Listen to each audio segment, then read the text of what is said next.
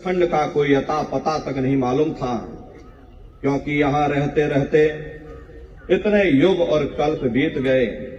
लाख ठोकर खाने के बावजूद हमारी आपकी तीव्र इच्छा यही रहने की बनी रही। ऐसे कलकाल में उन महात्माओं ने अपने दृढ़ संकल्पों के द्वारा, हम अपनी शक्ति के द्वारा हम जीवों के अज्ञानी पापों को धोया। प्रेमी भाई बहनों, ये मुक्ति दिवस अपने आप में तमाम लौकिक एवं पारलौकिक रहस्यों को समेटे हुए है। लौकिक जगत में हम आप इसका एक अलग अर्थ लगाते हैं, लेकिन निश्चय ही यह पारलौकिक दृष्टि से अपने आप में रूहों पर इस भवसागर से ले जाने का, बेड़ा पार करने का एक अभियान था। दुनिया पर आफत आनी थी, अपने सिर पर ओढ़ लिया। महात्माओं के साथ कोई मामूली सी घटना घट जाए, इसका अपने आप में बड़ा ही राज रहस्य होता। प्रेमी भाई बहनों, परम पूज्य स्वामी जी महाराज ने अपने आध्यात्मिक वैचारिक क्रांति की शुरुआत 10 जुलाई सन 1952 यानी काशी नगरी से, गंगा के किनारे से अपने संदेशों को जारी किया। चंद लोगों के बीच में बनाया हुआ ये बागवां और बगीचा इस तरह से पुष्पित और पल्लवित होगा, इसकी इतनी विशाल शाखाएं होंगी, ये अनुमान उस समय पर किसी ने न लगाया। लेकिन परम पूज्य स्वामी जी महाराज इस बूंद को सागर बनने का संकेत चंद प्रेमियों को बराबर देते रहते थे। धीरे धीरे अभियान बढ़ता चला गया और सन 70 का दशक आते आते यह एक क्रांति के रूप में परिवर्तित हो गया। ऐसी क्रांति जो शुद्ध रूप से आध्यात्मिक वैचारिक क्रांति थी, जिसमें हिंसा और हत्या का कोई स्थान नहीं था, लेकिन निश्चय ही ये मानव मस्तिष्क को हिला देने वाली क्रांति थी। बड़े बड़े लोग जो भौतिकता की अंधी दौड़ में भटक रहे थे, जिनके दिलो दिमाग में आध्यात्मवाद एक खोखला विषय बन चुका था, ऐसे भूले भटके मानव समाज के मन मस्तिष्क में सन 70 का दशक आते आते एक आध्यात्मिक क्रांति हिलोर लेने लगी।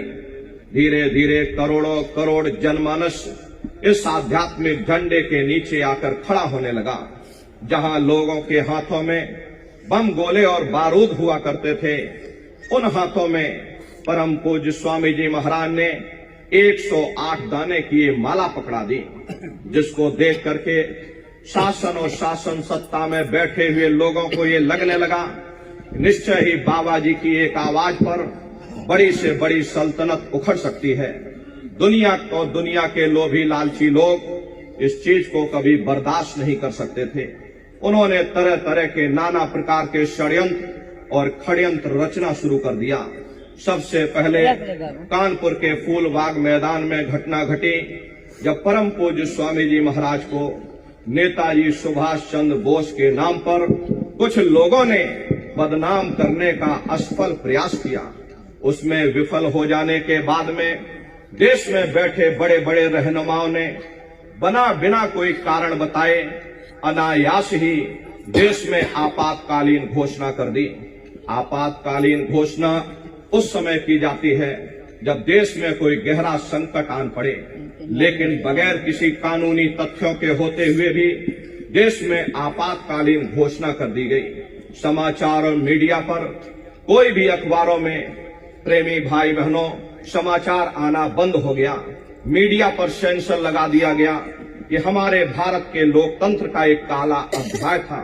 प्रेमी भाई बहनों, जिस समय आपातकालीन लगा, परम पूज्य स्वामी जी महाराज अपने पुराने आश्रम पर यानी कि कृष्णा नगर आश्रम पर मौजूद थे, और कृष्णा नगर आश्रम मथुरा आश्रम से करीब करीब 2-2.5 किलोमीटर दूर है। उस समय वहीं पर आश्रम हुआ करता था। प्रेमी भाई बहनों, जब संगत धीरे धीरे बढ़ने लगी, तब परम पूज्य स्वामी जी महाराज ने बड़े आश्रम का निर्माण किया।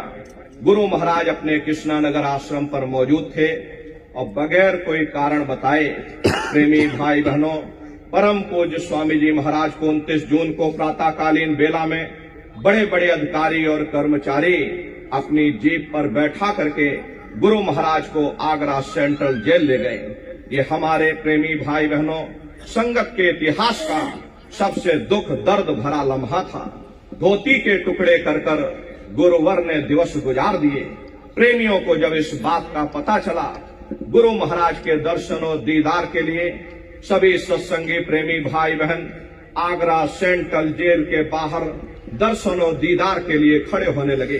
धीरे धीरे हजारों की संख्या में जमावड़ा लगने लगा। अधिकारी कर्मचारियों को लगने लगा, वे लोग घबराने लगे। इस चीज को देखते हुए अधिकारी कर्मचारियों ने परम पूज्य स्वामी जी महाराज को बरेली जेल में ट्रांसफर कर दिया। और इसी बरेली जेल में उस समय स्त्री प्रधानमंत्री का राज था। स्त्री प्रधानमंत्री के राज में उस समय उसने हुक्म दिया उत्तर प्रदेश के मुख्यमंत्री को कि बाबा जी को जेल में डाल दिया जाए, बेड़ियों में डाल दिया जाए। ये सभी अपराध इसीलिए किए जा रहे थे ताकि बाबा जी को झुका दिया जाए। ये हमारी हाँ में हाँ मानने लगे। प्रेमी भाई बहनों, सत्य कभी तलवार से नहीं डरता। लोगों ने इसके लिए कुर्बानी दी, प्रेमियों ने इसके लिए कुर्बानी दी। बरेली जेल के बाहर जब जमाड़ा लगने लगा तो परम पूज्य स्वामी जी महाराज को बेंगलोर जेल ले जाया गया। बेंगलोर जेल इसीलिए ले जाया गया क्योंकि गुरु महाराज के प्रेमियों की संख्या वहां कम थी, इसीलिए परम पूज्य स्वामी जी महाराज को बेंगलोर जेल ले जाया गया। और कुछ समय बेंगलोर जेल में रखने के बाद में फिर परम पूज्य स्वामी जी महाराज को दिल्ली के तिहाड़ जेल में लाया गया। और इसी दिल्ली के तिहाड़ जेल में भारत के स्त्री प्रधानमंत्री के इशारे पर बड़े बड़े अधिकारी कर्मचारी परम पूज्य स्वामी जी महाराज से मिलने आए। तरह तरह का प्रलोभन का दौर शुरू हो गया क्योंकि उस समय उनको ये लगने लगा था भारत में आपातकालीन हम ज्यादा समय तक नहीं लगा सकते हैं और बगैर बाबा जी के समर्थन के हम चुनाव जीत नहीं सकते। इसीलिए तरह तरह के प्रलोभन का दौर शुरू हुआ कि हम आपको हेलीकॉप्टर देंगे, हम आपको जमीन वापस कर देंगे। उस समय आपातकालीन समय में गुरु महाराज के आश्रम की जितनी भी जमीनें थीं, उस समय पर प्रेमी भाई बहनों यूपीएसआईडीसी को पट्टा काटने के लिए दे दिया गया। जितनी भी आश्रम की जमीनें थीं सब एक्वायर कर ली गईं। जितनी भी गुरु महाराज की गौवें थीं उनको बूचड़ खाने में कटने के लिए दे दिया गया। प्रेमी भाई बहनों, इसीलिए तरह तरह का प्रलोभन का दौर शुरू हुआ कि आप हमारी हाँ में हाँ मानने लगो, हमारा साथ दे दो, हमारी सरकार का आप साथ दे दो, आप हमारा समर्थन कर दो, हम आपको आपकी जमीन वापस कर देंगे। लेकिन गुरु महाराज ने उसी समय कह दिया, ए बच्चा, मुझे कोई माई का लाल खरीद नहीं सकता। गुरु महाराज ने उसी समय जवाब दे दिया, ये सितारा डूबेगा। लेकिन वो प्रेमी भाई बहनों, वो बात देखिए सबके सामने आई। गुरु महाराज के शब्दों को आगे इतिहास ने फिर दोहराया। परम पूज्य स्वामी जी महाराज ने उसी समय कह दिया, ये सितारा डूबेगा। गुरु महाराज ने किसी को श्राप नहीं दिया। लेकिन प्रेमी भाई बहनों, जो प्रेमी भाई बहन उस समय आपातकालीन समय में जेल गए, उनके आंखों से आंसू भी निकले, लहू भी निकला। लेकिन प्रेमियों को परम पूज्य स्वामी जी महाराज ने शांत किया कि थोड़ा धैर्य रखो, ये सितारा डूबेगा, अंदर वाले बाहर और बाहर वाले अंदर हो जाएंगे। प्रेमी भाई बहनों, फिर से देश में चुनाव हुए और उस पार्टी का पूरा सफाया हो गया। ये वोटों का कमाल नहीं है, ये उस महाप्रभु की लीला है। उस समय जो प्रेमी भाई बहन अपने गुरु महाराज की याद में जेल गए, लाठियां खाई, कितनी माताओं बहनों ने अपने बच्चों को जेल में जन्म दिया। आतंक तो बहुत मचाया, लेकिन प्रेमियों ने उफ तक नहीं किया। और इस तरह से इस काली अध्याय का अंत हुआ।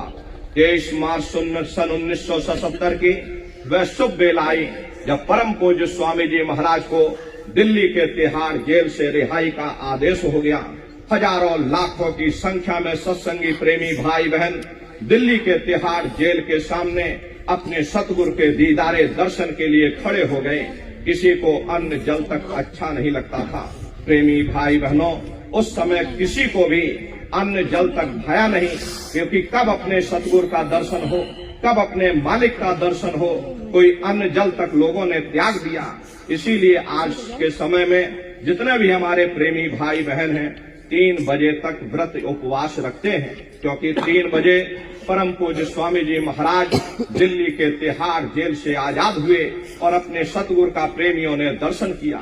आज जहां भी सत्संगी प्रेमी भाई बहन हिंदुस्तान के अंदर रह रहे हैं, अपने अपने घरों में, अपनी अपनी झोपड़ियों पर, जहां छत है छत के ऊपर ये धर्म ध्वजा लहरा रहे होंगे। प्रेमी भाई बहनों, आज ये हमारा महापर्व है। ये एक ऐसा महापर्व है जिसका इतिहास हम सभी प्रेमी भाई बहन उसको नमन करेंगे।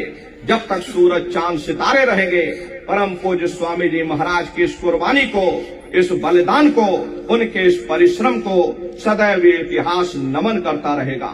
बोलो जय।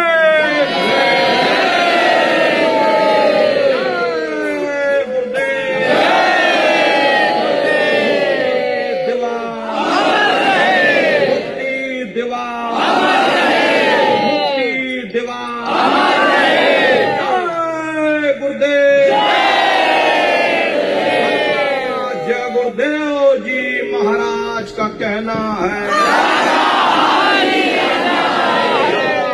खाने से होगी भलाई, खाने से हुए खराब, हाथ जोड़ कर विनय हमारे बाबा जी की अर्जी है।